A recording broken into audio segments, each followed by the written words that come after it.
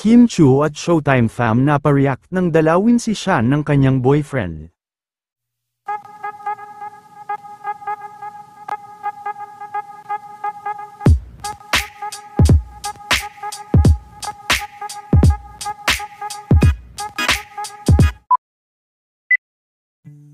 Sa naganap na episode ng Showtime kahapon, ay hindi nga napigilan na mag-react ng Showtime family, nang bisitahin at panuorin si Shan ng kanyang nobyo at ng pamilya nito sa Showtime studio.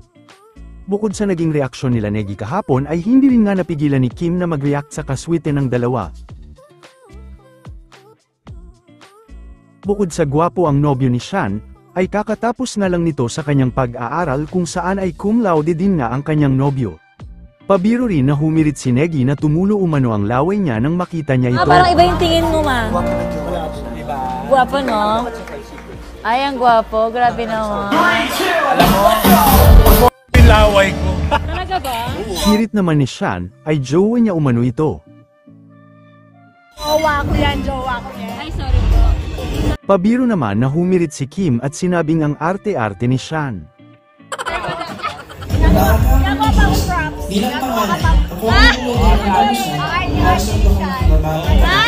pagkatapos kasi nakasusunod, isa ka pa lang po mag-prevent.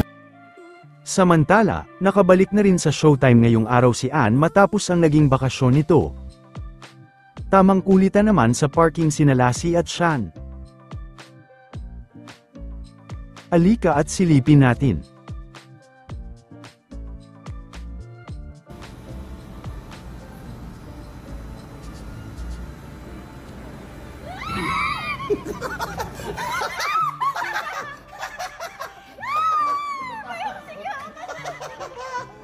Natakot.